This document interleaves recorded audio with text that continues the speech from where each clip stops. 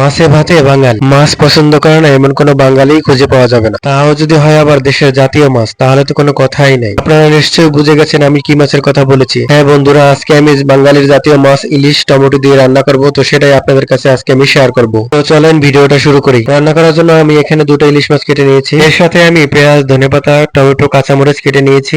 এখন আমি ইলিশ মাছগুলো হলুদ, মরিচ, লবণ দিয়ে সুন্দরভাবে মেখে নিচ্ছি। সুন্দরভাবে মাখা হলে আমি 10 মিনিটের জন্য রেখে দিব। এতে মাছের গায়ে সুন্দরভাবে মশলাটা লেগে যায় এবং খেতেও দারুণ লাগে। এখন আমরা মাছগুলো ভেজে নেব। মাছগুলো ভাজার জন্য আমি কড়াইতে তেল দিয়ে দিয়েছি। তেলটা গরম হয়ে গেলে আমরা একে একে ইলিশ মাছগুলো দিয়ে দিব। তো আপনারা দেখতেছেন আমরা একে একে ইলিশ মাছগুলো দিয়ে দিচ্ছি। মাছগুলো এক পাশ ভাজা হলে অন্য পাশ ভাজার জন্য মাছগুলো উল্টে দিব। বাঙালি সবার পছন্দের এই ইলিশ মাছ। আমার কিন্তু ভীষণ ভালো লাগে এই ইলিশ মাছ। আমার কিন্তু পছন্দের মাছ হচ্ছে ইলিশ। আপনার সবচেয়ে কোন মাছ পছন্দ তা অবশ্যই কমেন্ট করে জানাবেন। কথা বলতে বলতে মাছগুলো ভাজা হয়ে গেছে। মাছ ভাজার পরে যে এক্সট্রা তেল ছিল সেই তেলটা আমরা অন্য কড়াইতে দিয়ে দিচ্ছি। তো সেই তেলটা দিয়ে আমরা আজকে রান্না করব।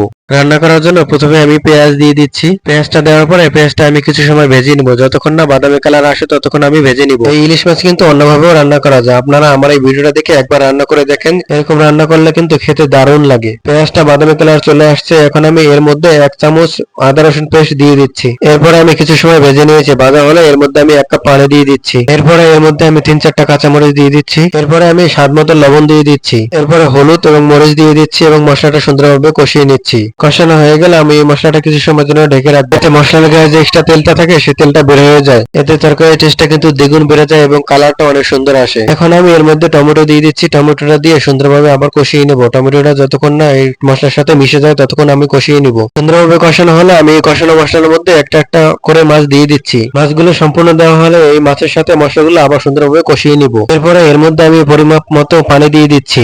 আপনারা অনেকে মাছের ঝোল বেশি খান, আবার অনেকে কম খান, তো সেই অনুসারে আপনারা এই পানিটা দিয়ে দিবেন। এখন আমি এই মাছটা 10 মিনিটের জন্য ঢেকে দিব, যাতে মাছটা সুন্দরভাবে সিদ্ধ হয় এবং মাছের গায়ে সুন্দরভাবে মশলাটা ঢুকে যায়। 10 মিনিট পরে আমি ঢাকনাটা উঠিয়ে আবার সুন্দরভাবে মাছগুলো নাড়িয়ে চেড়ে দিব। এরকম আমি আবার 4-5 মিনিট রান্না করব। তো দেখেন আমার ইলিশ মাছ রান্না কিন্তু হয়ে আসছে। তো দেখতেও অনেক সুন্দর একটা কালার আসছে। এখন আমি এক্সট্রা স্বাদের জন্য ধনেপাতা দিয়ে দিচ্ছি। এই ধনেপাতাটা দিলে কিন্তু অনেক একটা সুন্দর ফ্লেভার আসে এবং খেতেও দারুণ লাগে। আপনারাও কিন্তু ধনেপাতাটা অবশ্যই দিবেন। ফাইনালি আমার রান্না কিন্তু হয়ে গেছে। তো দেখেন কত সুন্দর একটা কালার আসছে। ভিডিওটা কেমন হয়েছে তা অবশ্যই কমেন্ট করে জানাবেন। ভিডিওটা ভালো লাগলে অবশ্যই এটা লাইক কমেন্ট করবেন এবং ভিডিওটা শেয়ার করে আপনার টাইম লাইনে রাখতে পারেন এবং ভিডিওটা শেয়ারের মাধ্যমে অন্যকেও দেখার সুযোগ করে দিতে পারেন। তো ভালো থাকবেন, সুস্থ থাকবেন। ধন্যবাদ সবাইকে।